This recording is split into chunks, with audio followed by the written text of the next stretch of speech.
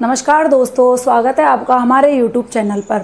आज हम कक्षा 12th के नए सिलेबस के अकॉर्डिंग चैप्टर 2 जिसका नाम है स्थिर विद्युत विभव एवं धारिता यानी इलेक्ट्रोस्टैटिक पोटेंशियल एंड कैपेसिटेंस, इसके बारे में अध्ययन करेंगे। ठीक है, तो इस चैप्टर में कौन कौन से टॉपिक हैं ये सब आपको डिस्क्रिप्शन बॉक्स में दिए गए हैं, आप वहाँ जाकर इसको चेक कर सकते हैं। आज हम इसको स्टार्ट कर रहे हैं, तो स्टार्टिंग में हमारा टॉपिक है सबसे पहला विभव और विभवांतर। इन दोनों के बारे में आज हम चर्चा करेंगे। तो इस वीडियो में हम विभव और विभवांतर की डेफिनेशंस, उनकी मात्रक क्या हैं, अलग अलग पद्धतियों में क्या मात्रक बनेंगे और उसका विमीय सूत्र क्या होगा, इन सब के बारे में डिस्कस करेंगे। तो आज का वीडियो शुरू करते हैं। शुरू करने से पहले जो हमारे चैनल पर नए हैं, चैनल को सब्सक्राइब कर लें और बेल आइकन को प्रेस कर लें ताकि आपको नोटिफिकेशन मिल सके। तो शुरू करते हैं आज का हमारा टॉपिक विभवांतर। तो देखिए, विभवांतर पढ़ने से पहले हम इसका कॉन्सेप्ट समझते हैं कि इसका कॉन्सेप्ट क्या है। हमने मान लिया कि कोई पॉइंट O है जिस पर हमारा प्लस Q चार्ज रखा हुआ है। ठीक, अब इस प्लस Q चार्ज के कारण क्या जनरेट होगा? इलेक्ट्रिक फील्ड जनरेट होगा। पढ़ा है हमने, इलेक्ट्रिक फील्ड किधर बनता है? हमारा बाहर की तरफ। अब हमने मान लिया कि इस इलेक्ट्रिक फील्ड में यहाँ पर कोई बिंदु है B, इस पर रखा हुआ है हमारा प्लस Q0 चार्ज। इसको लेकर आ रहे हैं, इसको क्या कर रहे हैं हम? लेकर आ रहे हैं। और यहाँ पर मान लिया हमने कोई बिंदु A है, इस तक लेकर आ रहे हैं। बिंदु A और B के बीच की डायरेक्शन हमने मान ली DR है। ठीक, अब देखिए, ये जो प्लस Q चार्ज है इसके कारण इलेक्ट्रिक फील्ड लग रहा है बाहर की तरफ, तो बल भी किस डायरेक्शन में लगेगा? इसी डायरेक्शन में लगेगा। बल कितना लगेगा? जिस आवेश को हम लेकर आ रहे हैं वो जितना बल फील करेगा। तो आवेश कौन सा लेके आ रहे हैं? Q0। तो बल हमारा लगेगा Fe = Q0 E वेक्टर। अब देखिए, जब हम इस Q0 चार्ज को बिंदु B से बिंदु A तक लेकर आएंगे तो हमें क्या करना पड़ेगा? इस बाह्य बल के विरुद्ध कार्य करना पड़ेगा। इसका मतलब हमें एक F अतिरिक्त या F बाह्य आरोपित करना पड़ेगा, जिसकी वैल्यू कितनी होगी? इतनी ही होगी। और डायरेक्शन क्या होगी? अपोजिट, यानी कि -Fe। ठीक है, तो जब आप प्लस Q0 चार्ज को बिंदु B से बिंदु A तक लेकर आओगे तो आपको विद्युत क्षेत्र के द्वारा जो बल लग रहा है उसके विरुद्ध उतना ही और विपरीत दिशा में बल लगाना पड़ेगा। तो हमने बल कितना लगा दिया यहाँ पर? F बाह्य, और इसकी वैल्यू कितनी है? -Fe वेक्टर या -Q0 E वेक्टर। ठीक, ये हमने बल लगा दिया। अब देखिए, बिंदु B से A तक लाने में जो कार्य किया गया है उसको किस तरह से कैलकुलेट करते हैं? W, B से कहाँ तक ला रहे हैं? A तक लेके आ रहे हैं। ठीक है, कितना कार्य करना पड़ेगा? WBA = इंटीग्रेशन B से लेके आ रहे हैं A तक, बल कितना लगा रहे हैं? F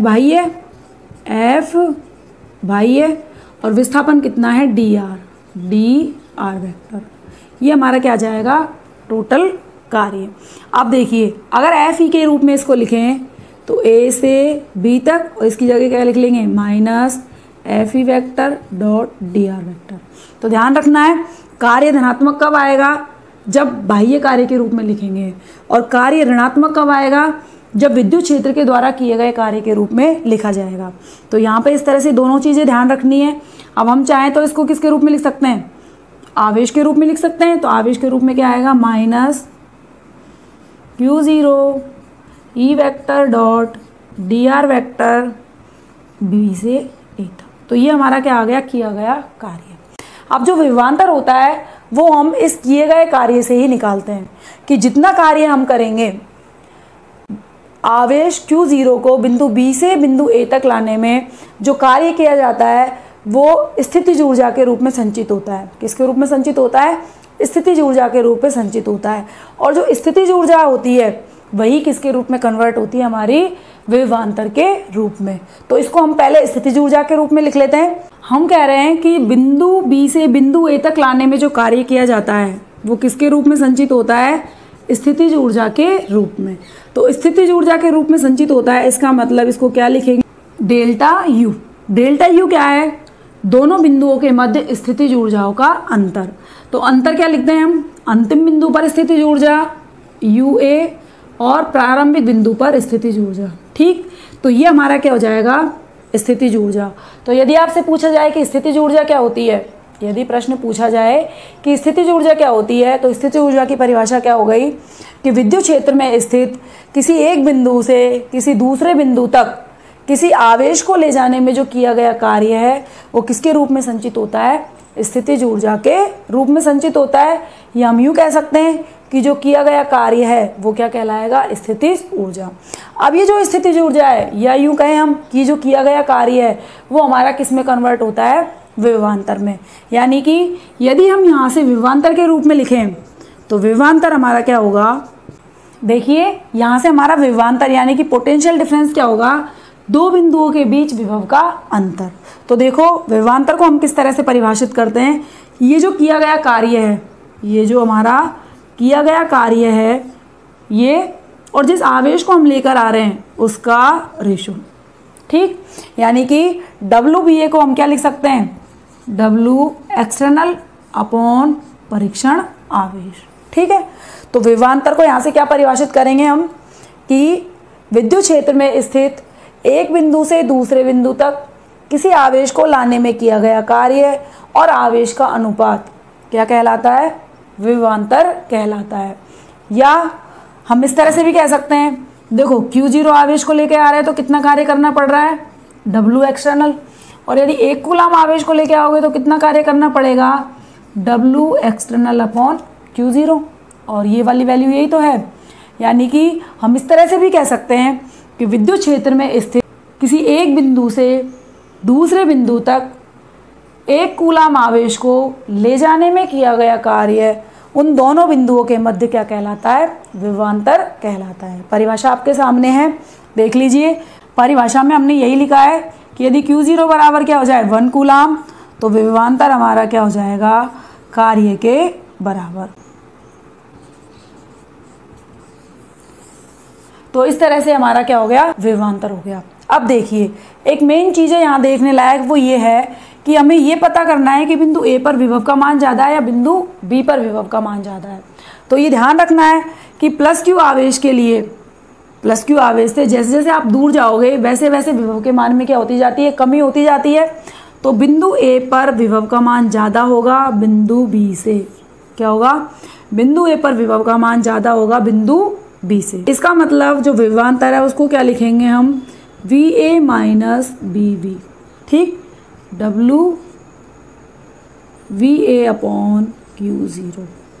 तो ये हमारा क्या हो गया, विभवांतर के लिए फॉर्मूला हो गया, जिससे हमने क्या निकाली है, डेफिनेशन निकाली है। इसकी मात्रक और इसकी विमीय सूत्र हम विभव के साथ देखेंगे।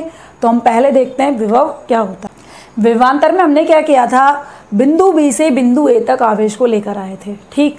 विभव में क्या करना है, जो हमारा बिंदु B है वो बिंदु B कहाँ पर होगा, अनंत पर होगा। तो बिंदु B को हम कहाँ पर बनाएंगे, अनंत पर बनाएंगे। ये मान लो बिंदु B है जो कहाँ पर है, अनंत पर। तो हम अब क्या कर रहे हैं, अनंत से किसी आवेश को लेके आ रहे हैं बिंदु A तक, ठीक। तो इसका मतलब अनंत से किसी आवेश को बिंदु A तक लाने में जो कार्य किया गया है उसको तो क्या लिखेंगे हम, W इनफाइनाइट A, और इस कार्य और जिस आवेश को हम लेके आए हैं उसका जो अनुपात है वो क्या कहलाएगा, हमारा विभव। अगर हम विभवांतर के रूप में निकालें तो विभवांतर के रूप में किस तरह से निकालेंगे, देखिए डेल्टा V इक्वस टू हम लिखते हैं VA माइनस BB लिखते हैं, और फॉर्मूला क्या लिखते हैं इसके साथ, WBA अपॉन Q0, ठीक। हमने क्या मान लिया, बिंदु B कहाँ है हमारा, इनफाइनाइट पर। तो ये हमारा क्या हो जाएगा, VA minus V infinite equals to W infinite A upon Q0, ठीक। अनंत पर ध्यान रखना है, विभव का मान क्या होता है, 0। तो यहाँ से हो गया हमारे पास VA equals to W infinite A upon Q0। तो ये क्या आ गया, पॉइंट A पर विभव का मान। अब देखिए परिभाषित कैसे करेंगे, कार्य कौन सा है, ये अनंत से बिंदु A तक आवेश को लाने में किया गया कार्य है, और आवेश कौन सा है, परीक्षण आवेश। तो हम इसको किस तरह से परिभाषित करेंगे, परिभाषा लिखी हमने, देखिए हमने लिखा है कि विद्युत क्षेत्र में स्थित किसी बिंदु तक अनंत से 1 कूलम आवेश को लाने में जो कार्य किया जाता है वही क्या कहलाता है, हमारा उस बिंदु पर विभव, ठीक है, यानी कि Q0 की वैल्यू हमने क्या मान रखी, 1 कूलाम। तो जैसे ही आप Q0 को 1 कूलाम करोगे, Q0 इक्वस टू 1 कूलाम करेंगे तो हमारा VA इक्वस टू क्या हो जाएगा, W/A। तो इसकी परिभाषा समझ में आ गई। विभवांतर की परिभाषा में से बिंदु B को हटा के क्या लिखना है, अनंत। ठीक, यानी कि अनंत से विद्युत क्षेत्र में स्थित किसी बिंदु तक 1 कूलाम आवेश को लाने में जो कार्य किया जाता है वही हमारा क्या कहलाता है, विभव कहलाता है। ठीक है, तो इस तरह से हमारे विभव और विभवांतर की परिभाषा हो गई। ध्यान रखना है, विभवांतर 2 बिंदुओं के बीच निकलेगा और विभव एक ही बिंदु पर होगा, तो दूसरा बिंदु कहाँ मानेंगे, हम अनंत पर मानेंगे। इस तरह से हमारा विभव और विभवांतर की डेफिनेशन क्या हो गई है, कंप्लीट हो गई है। अब हम देखते हैं कि इसके मात्रक क्या होंगे। विभव और विभवांतर दोनों के लिए मात्रक सेम होंगे, क्यों, दोनों के लिए फॉर्मूला क्या लिखा है हमने, कार्य बटे आवेश। अब इस फॉर्मूले से हम क्या निकालते हैं, मात्रक निकालते हैं। तो सबसे पहले लिखते हैं इसका फॉर्मूला। तो फॉर्मूला यानी कि सूत्र क्या आया हमारा निकल के, कार्य बटे आवेश। ठीक, अब देखिए मात्रक की यदि बात की जाए तो कार्य का मात्रक क्या होता है, जूल, आवेश का मात्रक क्या होता है, कूलाम। तो इसका जो मात्रक है वो बनेगा हमारा जूल प्रति कूलाम। क्या बनेगा, जूल प्रति कूलाम। जूल को लिख देते हैं J से और कूलाम को लिख देते हैं C से। ठीक, अब ऐसा ही पद्धति में क्या किया गया, जूल प्रति कूलाम का एक नया नाम लिखा गया और इसका नाम लिखा गया वोल्ट। हिंदी में लिखिए या अंग्रेजी में लिखिए, एक ही बात है। वोल्ट लिखेंगे या अंग्रेजी में लिखोगे तो वोल्ट इस तरह से लिखोगे और सिंबल के रूप में लिख रहे हो तो क्या लिखोगे, B। और ये कौन सी पद्धति में हो गया, इसका मात्रक SI पद्धति। ठीक, अब दूसरे मात्रक की बात करते हैं इसके की CGS पद्धति में। अब देखो CGS पद्धति में मात्रक की बात करें तो आपको याद हो तो हमने आवेश के CGS पद्धति में 2 प्रकार के मात्रक पढ़े थे। पहला पढ़ा था हमने स्थिर वैद्युत यूनिट के रूप में और दूसरा हमने पढ़ा था स्थिर चुंबकीय इकाई के रूप में, ESU और EMU। सबसे पहला मात्रक हम देखते हैं इसका स्थिर वैद्युत मात्रक यानी कि ESU में। तो ESU में इसका मात्रक होता है स्टेट वोल्ट। क्या होता है, स्टेट वोल्ट, STV। ध्यान रखना है, क्या लिखेंगे, स्टेट वोल्ट। याद कैसे रखोगे, कूलाम को लिखते हैं स्टेट कूलाम, इसलिए ये क्या हो जाएगा हमारा स्टेट वोल्ट। और विद्युत चुम्बकीय मात्रक होता है इसका एब वोल्ट। क्या होता है, एब वोल्ट, यानी कि AB और B। ठीक है, अब 1 वोल्ट में कितने स्टेट वोल्ट होते हैं और 1 वोल्ट में कितने एब वोल्ट होते हैं ये देखते हैं। तो यहाँ पे देखो हमने सूत्र लिख रखा है कार्य बटे आवेश। तो मात्रक हमने SI पद्धति के रूप में क्या लिखा था, जूल बटे कूलाम। अब यदि जूल को हम किस में बदल लें, अर्ग में, और कूलाम को किस में बदल लें, स्टेट कूलाम में, तो हमारा मात्रक किस में बदल जाएगा, स्टेट वोल्ट में। यानी कि जूल की जगह तो हम लिखेंगे अर्ग। तो 1 जूल में कितने अर्ग होते हैं, 10⁷ अर्ग। और 1 कूलाम में कितने स्टेट कूलाम होते हैं, 3 × 10⁹ स्टेट कूलाम। ठीक है, इसको सॉल्व कर लेते हैं। तो सॉल्व करने पे आ गया हमारा 1/300 स्टेट वोल्ट। 1/300 आ गया, यानी कि किस में आ गया, 1 वोल्ट में। तो 1 वोल्ट बराबर हो गया 1/300 स्टेट वोल्ट। रिलेशन याद रखेंगे। और यदि 1 स्टेट वोल्ट की बात की जाए तो 1 स्टेट वोल्ट हो जाएगा हमारा 300 वोल्ट के बराबर। ठीक है, इस तरह से ये तो हो गया हमारा स्टेट वोल्ट और वोल्ट में रिलेशन। अब बात करते हैं एब वोल्ट की। तो अब क्या करेंगे, कूलाम को एब कूलाम के रूप में लिखेंगे। जूल तो हमारा अर्ग ही रहेगा, लेकिन जो कूलाम है वो क्या लिखा जाएगा, एब कूलाम। 1 जूल में हो गया 10⁷ अर्ग। और 1 वोल्ट में कितने एब वोल्ट होते हैं, 1/10 एब कूलाम। सॉल्व कर लेते हैं। तो सॉल्व करने पे आएगा 10⁷ और 10 और ऊपर चला जाएगा 10⁸ एब वोल्ट। तो 1 वोल्ट बराबर आ गया हमारे पास 10⁸ एब वोल्ट।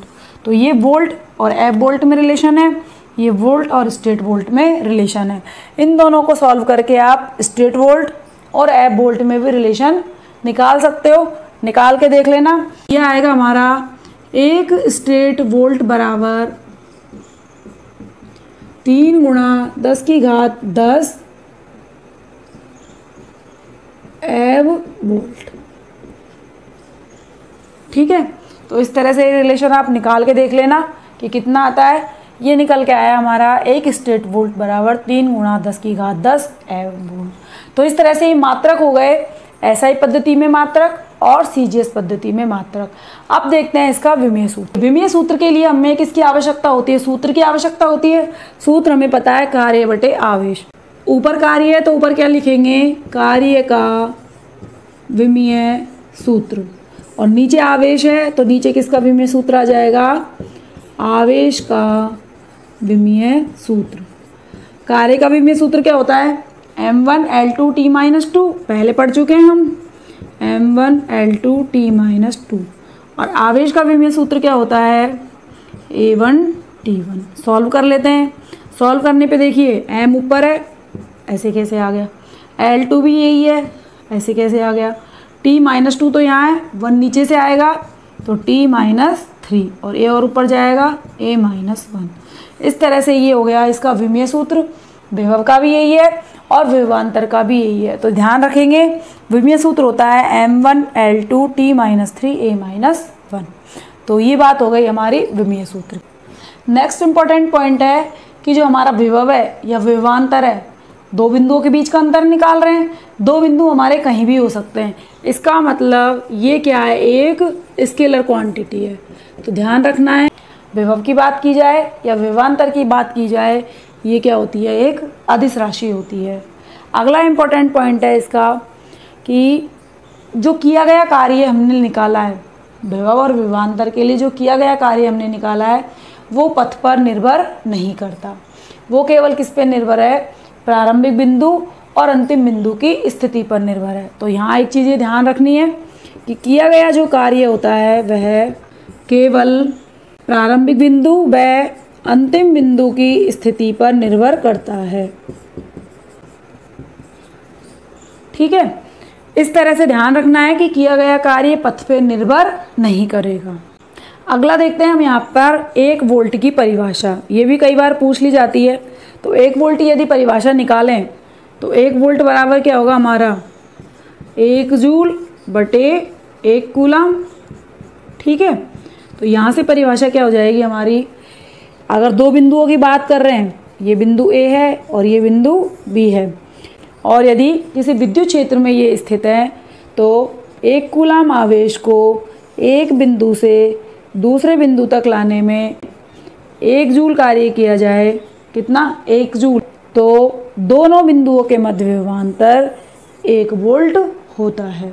ठीक है, और यदि अनंत की बात करें, इसकी बात करें अनंत की, कि बिंदु B कहाँ पर है हमारा? अनंत पर।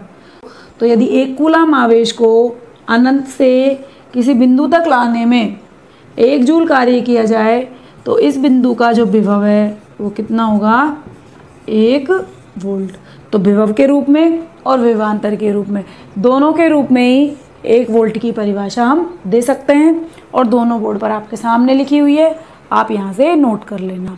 तो ये हो गई विभव और विभवांतर के बारे में कुछ इम्पोर्टेंट बातें। इसके अलावा एक बार आप बुक से और देख लीजिएगा। अगर कुछ उसमें मिसिंग है तो आप उसको अपने नोट्स में ज़रूर लिख लीजिएगा। फिर मिलते हैं एक नई वीडियो के साथ, तब तक के लिए टेक केयर, बाय बाय।